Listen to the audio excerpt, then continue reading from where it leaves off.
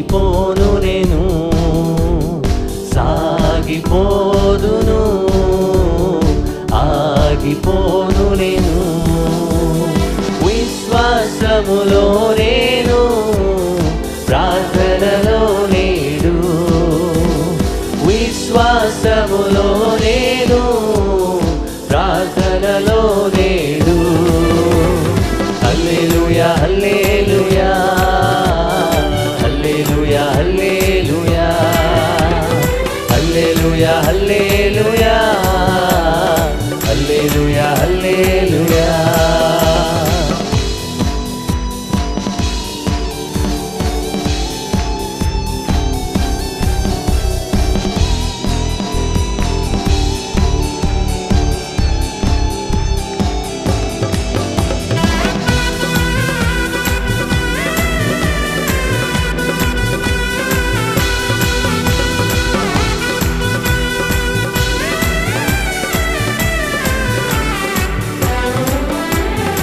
ఎండిన ఎడారిలో ఎలలో నేను నడచినను, కొండ గుహలలో బీగులలో నేను తిరిగినను.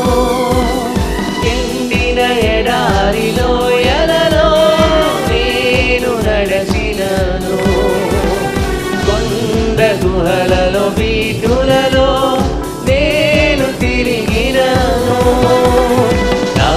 సహాయకుడు నా కాపరి యేసే, నా సహాయకుడు నా కాపరి యేసే.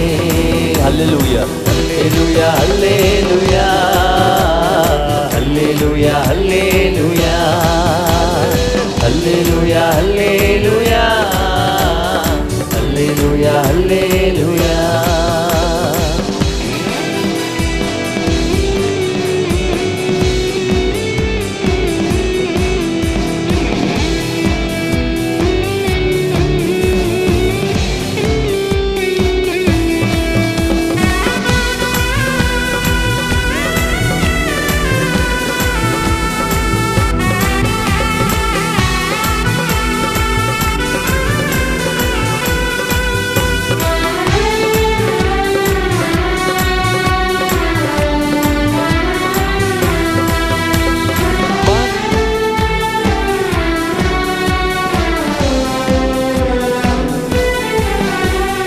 పగలండ దెబ్బకైనను, రాత్రి వేళ భయమునకైనా, పగవాని బాణములకైనా నేను భయపడను. పగలండ దెబ్బకైనను, రాత్రి వేళ భయమునకైనా, పగవాని బాణములకైనా నేను భయపడను. నాదు ఆశ్రయము నా ప్రాణము యేసే, నాదు ఆశ్రయము నా ప్రాణము యేసే. హల్లెలూయా హల్లెలూయా హల్లెలూయా హల్లెలూయా హల్లెలూయా హల్లెలూయా హల్లెలూయా హల్లెలూయా.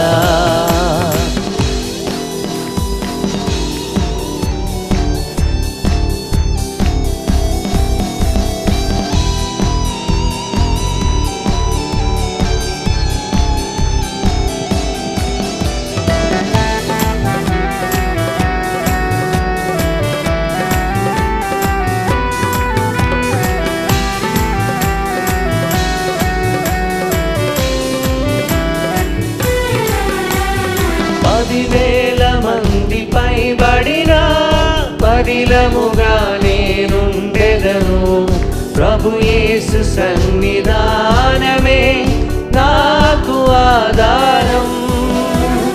10,000 మంది పైబడిన పదిలముగా నేనుండెదను, ప్రభు యేసు సన్నిధానమే నాకు ఆధారం.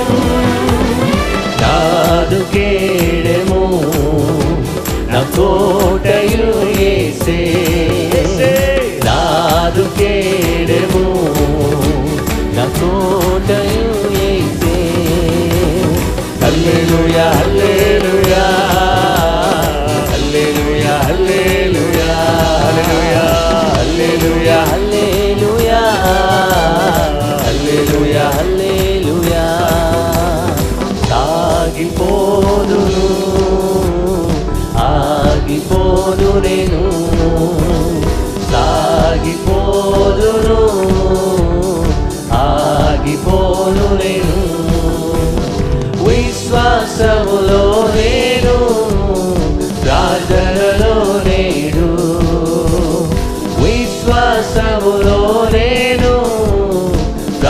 రక్షణలో నేను.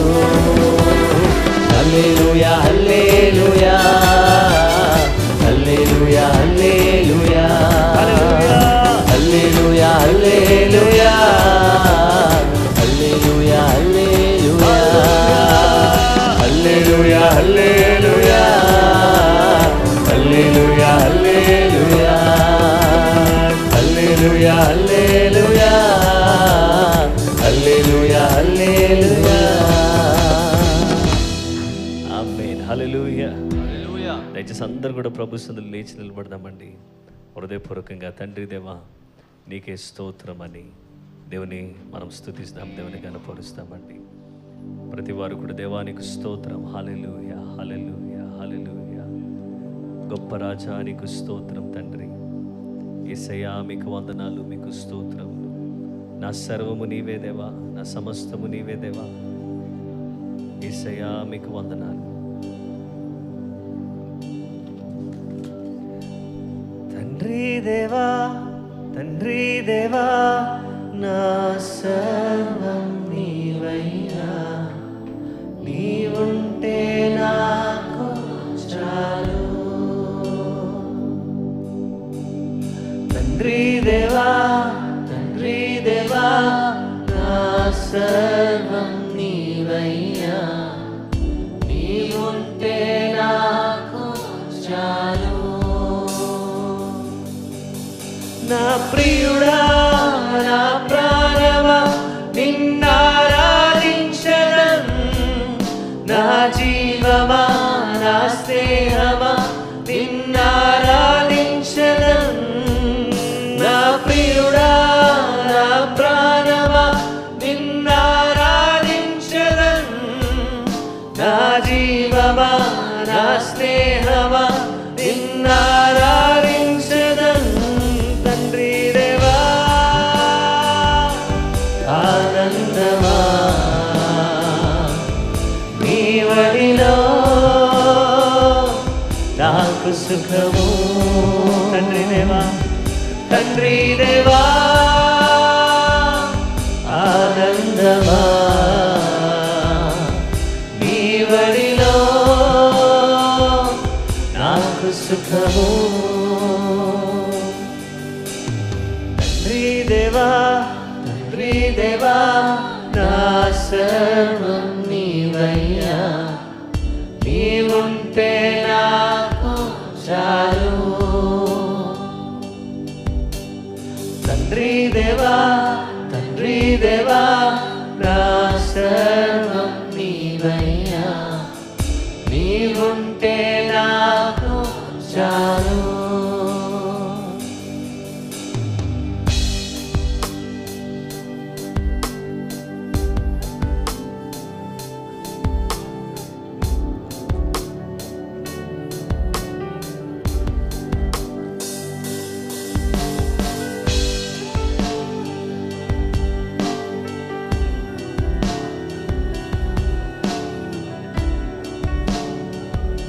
ప్రేమ వర్ణించుట నా వల్ల కాదయ్యా, నీ ప్రేమ వర్ణించుట నా వల్ల కాదయ్యా, నీ కార్యము వివరించుట నా బ్రతుకు చాలదయ్యా. నీ ప్రేమ వర్ణించుట నా వల్ల కాదయ్యా, నీ కార్యము వివరించుట నా బ్రతుకు చాలదయ్యా. తండ్రి దేవా ఆనందమా నీ వడిలో నాకు సుఖము. తండ్రి దేవా ఆనందమా నీ వడిలో నాకు సుఖము. తండ్రి దేవా తండ్రి దేవా నా సర్వం నీవయ్యా, నీవుంటే నాకు చాలు. అందరూ కలిసి స్వరమెత్తి తండ్రి దేవా తండ్రి దేవా తండ్రి దేవా నా సర్వం నీవయ్యా,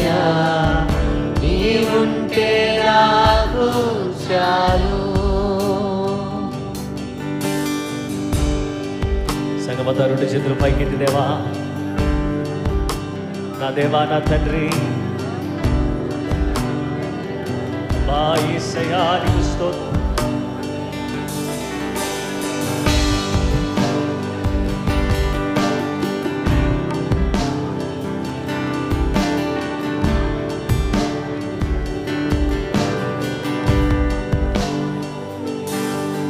నా ప్రాణ స్నేహితుడా, నీ సన్నిధి పరిమళమే చుంటె తేనె కన్నా నీ ప్రేమ మధురమయ్యా. నా ప్రాణ స్నేహితుడా, నీ సన్నిధి పరిమళమే చుంటె తేనె కన్నా నీ ప్రేమ మధురమయ్యా. తండ్రి దేవా, ఆనందమా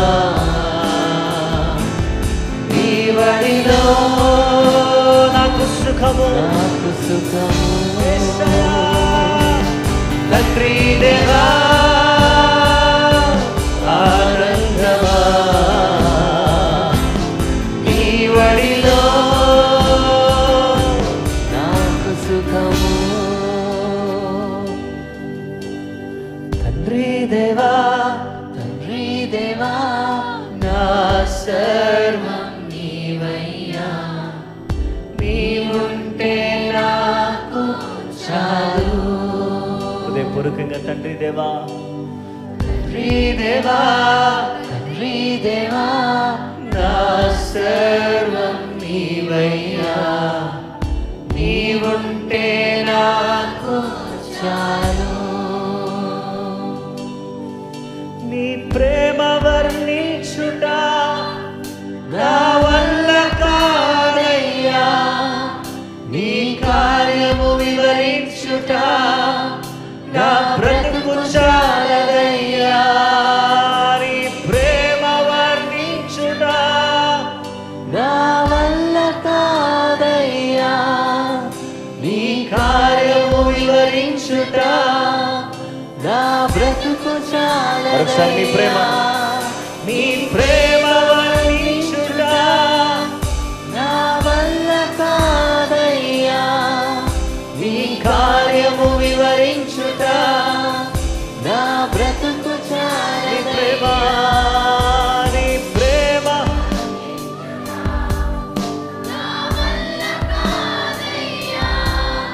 నీ కార్యము వివరించుట తండ్రి దేవా,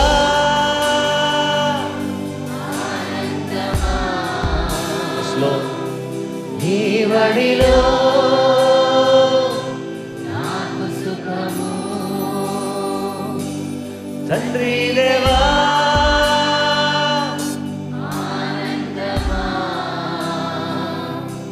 నీ వడిలో నాకు సుఖము.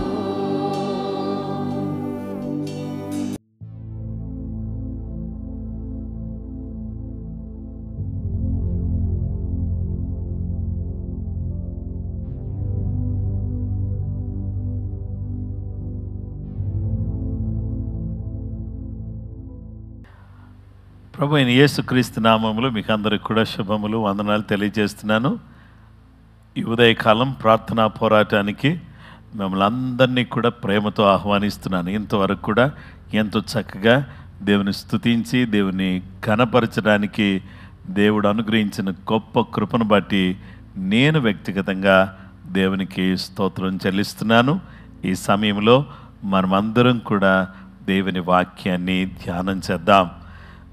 నిశ్చయంగా ఈ ఉదయకాలం ఈ చక్కటి తరుణాన్ని ప్రభు మనకు అనుగ్రహించినందుకు నేను దేవుని స్తుతిస్తున్నాను. నా ప్రియమైనటువంటి సహోదరి సహోదరులారా, ఈరోజు మన ధ్యానాంశము ఏలియా దేవుడు అనే అంశాన్ని గురించి దేవుని యొక్క వాక్యాన్ని మనం వినబోతున్నాం.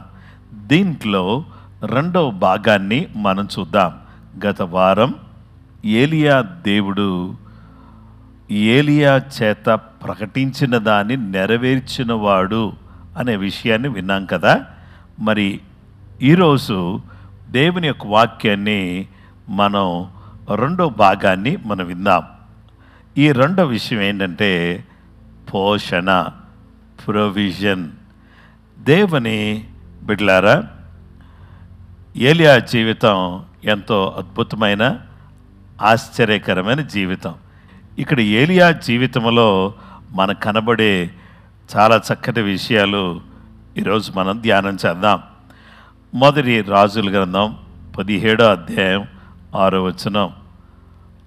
అక్కడ కాకోలములు ఉదయమందు రొట్టెను మాంసమును, అస్తమయమందు రొట్టెను మాంసమును అతని యొద్దకు తీసుకుని వచ్చుచుండెను.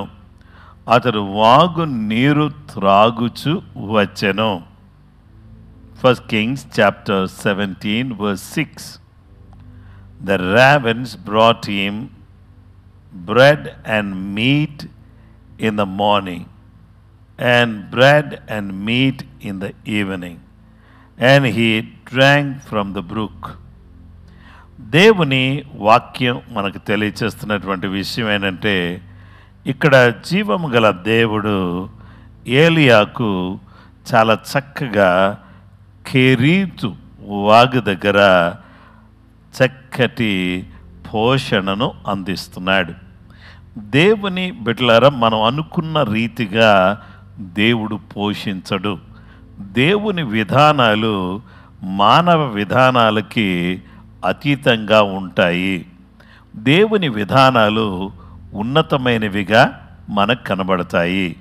ఈ దేవుని విధానాలను గురించి మనం చూస్తే, ప్రియ సహోదరి సహోదరులారా, కెరీతు వాగు దగ్గర ఏలియా ఉన్నాడు. అంతకుముందే అహాబు రాజు దగ్గరికి వెళ్ళి, నేను మళ్ళా చెప్పే వరకు భూమి మీద వర్షం కురవదు అని ప్రకటించి వచ్చాడు. అలాంటి ప్రకటనలు చేస్తే ఏలియాకు కూడా ఇబ్బంది కలుగుతుంది కదా. అక్కడే ఉన్నాడు ఆయన. అసలు వర్షం కురవదు, పంటలు పండవు అని చెప్పే మాటలను బట్టి చూస్తే అసలు నిజంగా ఎంత తీవ్రమైనటువంటి అసంతృప్తి అంటే చెప్పలేని అసంతృప్తి. కానీ ఏలియా జీవితంలో మనం చూస్తే, ఈ ఏలియాను దేవుడు ఎక్కడ ఉండమని చెప్పాడంటే కెరీతు దగ్గర ఉండమని చెప్పాడు. కెరీతు అనే పేరుకు అర్థం ఏంటంటే ఏ ప్లేస్ ఆఫ్ ఐసోలేషన్, ఒంటరిగా ఉండేటటువంటి స్థలం. It is a place where you are completely cut off and are totally dependent upon God and His resources. ఇక్కడ అందరితో కూడా, ప్రపంచమంతటితో కూడా కట్ అయిపోయి అసలు ఎవరితో సంబంధం లేకుండా, ఇక దేవుడు ఏమైనా ఇస్తే భుజించాలి లేకపోతే లేదు అనేటటువంటి స్థలం. ఆ తర్వాత మూడో అర్థం ఏంటంటే కెరీత్ అంటే సపరేషన్ ఫ్రమ్ సొసైటీ, సమాజము నుండి వేరు చేయబడ్డం. ఇక నాలుగో అర్థం ఏంటంటే Cherith is the place where God hides you and holds back what you most want to do. దేవుడు నిన్ను అక్కడ ఉంచి నిన్ను దాచి నీ ద్వారా ఏమి జరగాలో అనేటటువంటి దాన్ని జరిగించగలిగిన గొప్ప దేవుడుగా ఆయన ఉన్నాడు. ఇక్కడ దేవుడు కాకుల్ని పిలిచాడు. కాకులారా రండి రండి రండి, మీకు నా సేవకుడికి చెప్పాలి. నా సేవకుడు, ఆయన పేరు ఏంటంటే ఏలియా, నన్ను ఆరాధించేవాడు, నన్ను మహిమపరిచేవాడు. మరి సింహపు పిల్లలు లేమి గలవై ఆకలి గొనును, యెహోవాను ఆశ్రయించు వారికి ఏ మేలు కొదువయ్యే ఉండదు అని నా వాక్యం మీకు తెలియచేస్తున్న ప్రకారంగా, మరి నా కుమారుడు, నా సేవకుడు, నా ప్రవక్త ఏలియా, మరి అతను ఆకలికి ఉంటే నాకెంత మాత్రం ఇష్టం లేదు.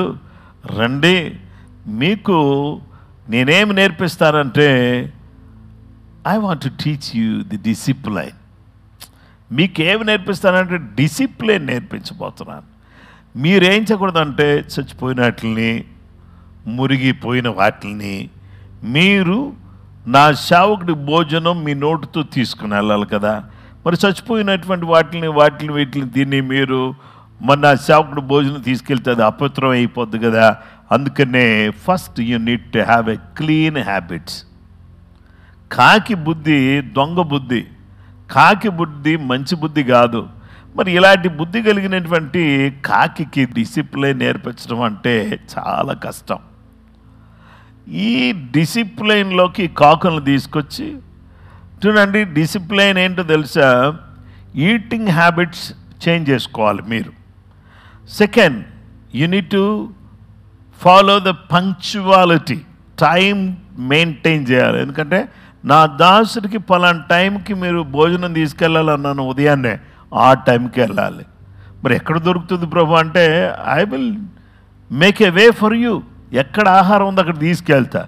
మిమ్మల్ని నా సేవకుడి దగ్గరికి ఆహారం తీసుకెళ్ళినందుకు మీకు పస్తు ఉండనీయను మిమ్మల్ని, మీకు కూడా ఆహారం నేను అందిస్తా. కానీ నా సేవకుడిని మాత్రం విషయంలో మీరు డిసిప్లిన్ పాటించాలి. రెండవది, మీరు పంక్చువాలిటీ పాటించాలి. ఆ తర్వాత నేను చెప్పే వరకు ఈ డ్యూటీ చేస్తూనే ఉండాలి.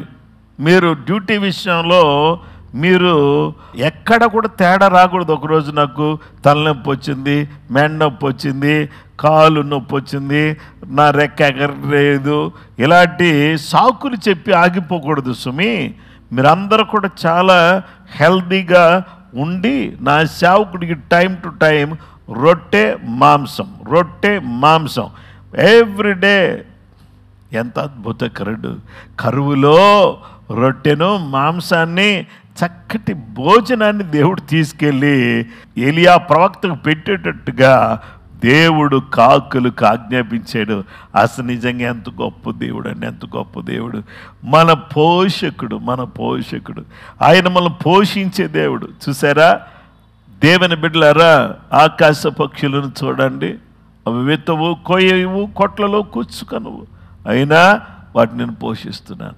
అడవి పువ్వులు చూడండి, వాటికి ఎవరు నీళ్ళు పోయట్లేదు, ఎరువు వేయట్లేదు, కానీ చూసారా సొలొమోను కంటే కూడా చాలా వైభవంగా ఇవి ఉండేటట్టుగా నేను చేశాను.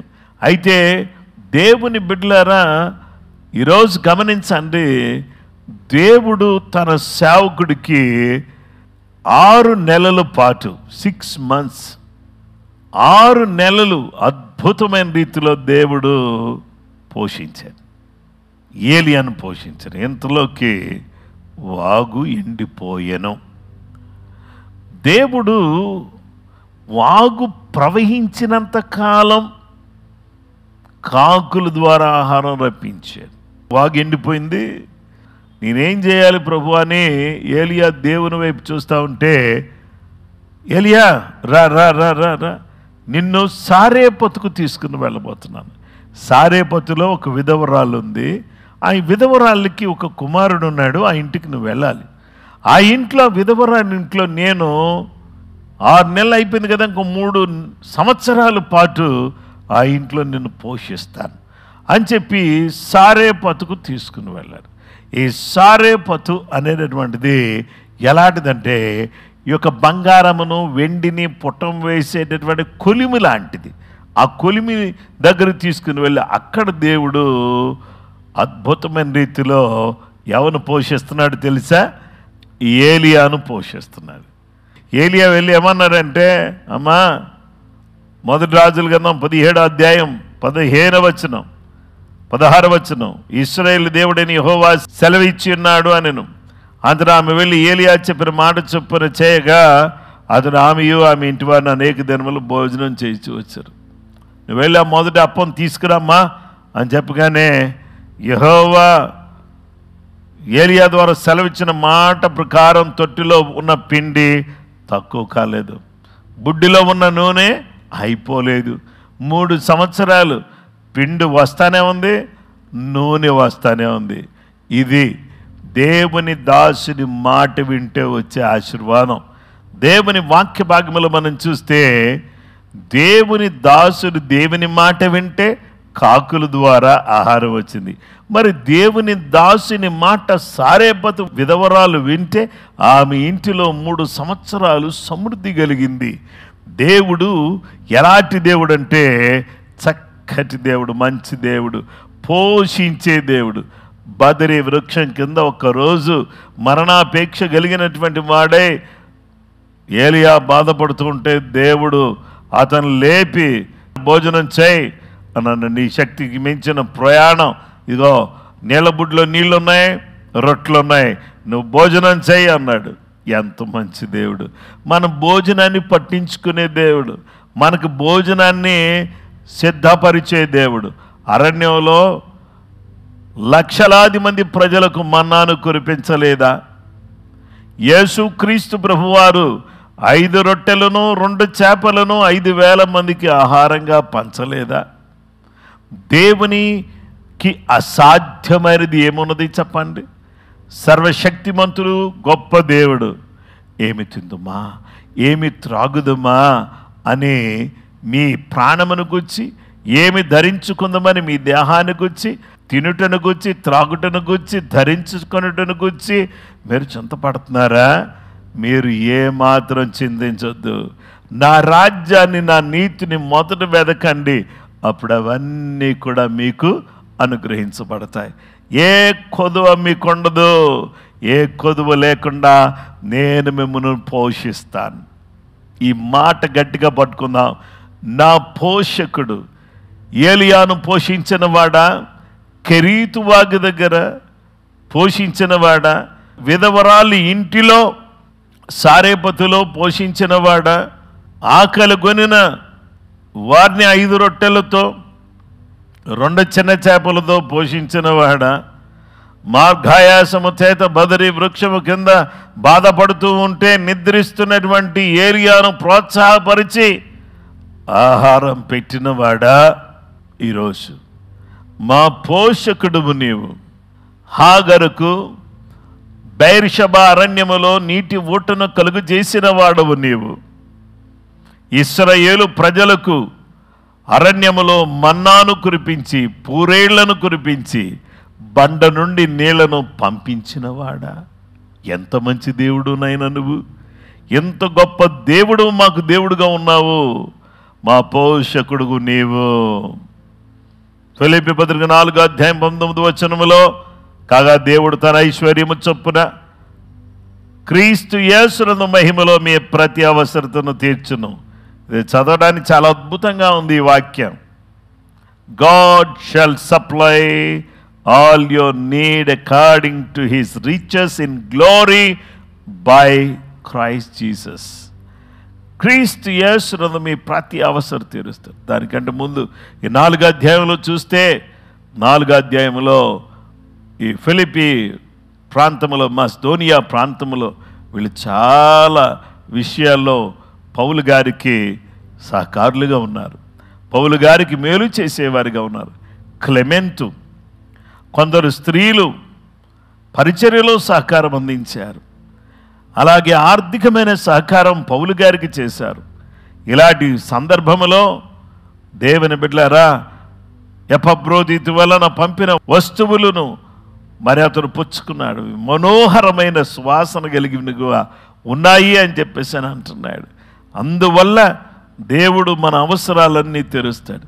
ఆయన రాజ్యాన్ని, నీతిని మొదట వెతికిన వారిని, ఆయన రాజ్యం కొరకు ఖర్చు చేసేవారికి ప్రతి అవసరత అద్భుతంగా దేవుడు తీరుస్తాడు. పోషకుడు. He provide everything for us. వస్త్రాలు ఇస్తాడు, ఆహారాన్ని ఇస్తాడు, వైద్యపరమైనటువంటి సహాయాన్ని దేవుడు చేస్తాడు, ఆరోగ్యాన్ని ఇస్తాడు. మన యొక్క జీవితంలో మనకు పోషకుడుగా ఉంటాడు. నిజంగా దేవుడు ఎన్నో సందర్భాల్లో, ప్రతిరోజు, ప్రతి సందర్భంలో ఆయన నన్ను పోషిస్తున్నాడు. అలాగే మీకు అందరికీ చెబుతున్నాను, మిమ్మల్ని కూడా పోషించగలడు. ఆయన మిమ్మల్ని విడిచిపెట్టి దేవుడు కాదనమాట. కాబట్టి ఆయనను హత్తుకుని ఆయన సన్నిధిలో ఆయన మాట వింటే ఏలియాను కాకుల ద్వారా ఓ విధవరాల ద్వారా 3.5 సంవత్సరాలు పోషించిన గొప్ప దేవుడు మనల్ని కూడా చుట్టూ పరిస్థితులు ఎలా ఉన్నా చుట్టూ పరిస్థితుల గురించి ఆలోచన చేయొద్దు. మన దేవుడు ఎంత గొప్పడో అన్నది ఆలోచించేయండి. ఉన్నటువంటి సిచ్యువేషన్స్ అన్నీ కూడా థింక్ చేయకండి. He provides. ఆయన అన్ని రకాలుగా మనకు సహాయం చేస్తాడు. మనం విడిచిపెట్టే దేవుడు కాదు. అందుకే మీకు అందరికీ నమస్కరించి చెబుతున్నాను, వరి కాకండి, చింతించొద్దు, ప్రార్థించండి. చింతించొద్దు, ప్రార్థించండి. మళ్ళీ చెప్తున్నాను, don't worry, just pray. Don't worry, just pray. చింతించొద్దు, ప్రార్థన చేయండి. మనం ఏం చేస్తామంటే ప్రతిదానికి చింతిస్తాం. ప్రార్థన చేయటం మానేసి చింతించటం అనేది మంచిది కాదు. కనుక ఈ సందర్భంలో మీకు అందరికీ రిక్వెస్ట్ చేసి చెప్తున్నాను, ఎలియా దేవుడు సామాన్యుడు కాదు, పోషించేవాడు. అలా పోషకుడు ఆనాడు ఏలియా కాలంలో ఉన్నాడు, ఈరోజు మన మధ్యలో కూడా ఆయన ఉన్నాడు.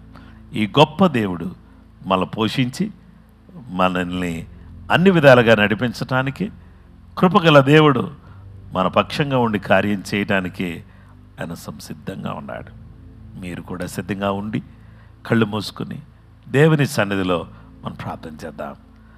అందరూ కూడా మోకరించే లోపల జస్ట్ 1 minute మళ్ళీ తిరిగి మనం కలుసుకుని ప్రార్థన చేయ. ఈ లోపల సెటిల్ యువర్ సెల్ఫ్. మోకరించే వాళ్ళు మోకరించడానికి, ప్రార్థించడానికి అన్ని రకాలుగా సెటిల్ కావాల్సిందని మనవి చేస్తున్నాను.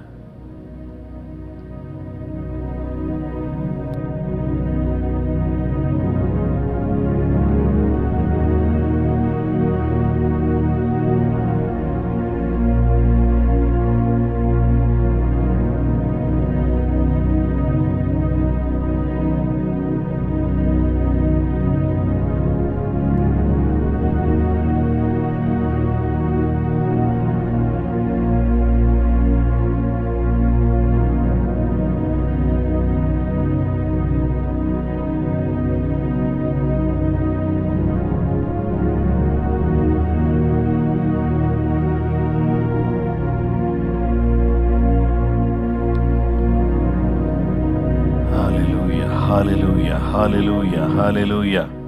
మా పోషకుడా, నీకు వందనాలు తండ్రి, నీకు స్తోత్రాలు ప్రభువా, నీకు ఘనత మహిమ ప్రభావాలు ఆరోపిస్తున్నాం తండ్రి. ప్రార్థన చేసుకుందాం. ప్రభువా, నీకు వందనాలు తండ్రి. నీ యొక్క ప్రత్యేకమైనటువంటి కృప మాకు తోడుగా ఉంచి మీ సహాయం అనుగ్రహించని ప్రభువా, నీకు స్తోత్రం చెల్లిస్తున్నాం. యేసయ్యా, నీకు వందనాలు చెల్లిస్తున్నాం తండ్రి. సువార్త అందని వారికి సువార్త అందించడానికి, విశ్వాసులను దైవరాజ్య విస్తరణ కొరకు సిద్ధపరిచి పంపడానికి మీ సహాయం దయచేయండి. నన్ను అడుగుము, జనములు నీకు స్వాస్థ్యముగా భూమిని దిగంతముల వరకు సొత్తుగా ఇస్తానని చెప్పారు. మా ప్రభువా, మాకు అనేక మంది జనం కావాలి, అనేక మంది నిన్ను తెలుసుకోవాలి, నీ విలువను అర్థం చేసుకోవాలి. నాయన, అందరినీ సిద్ధపరచడానికి అల్పులమైనటువంటి మమ్మలను ప్రేమించి ఈ భాగ్యం మాకు ఇచ్చారు అయ్యా. మాకు విస్తారమైనటువంటి స్థలాన్ని, నీ మందిరాన్ని నాయన తండ్రి, ఒక పెద్ద స్థలంలో మేము కలిగి ఉండడానికి కృప అనుగ్రహించండి తండ్రి.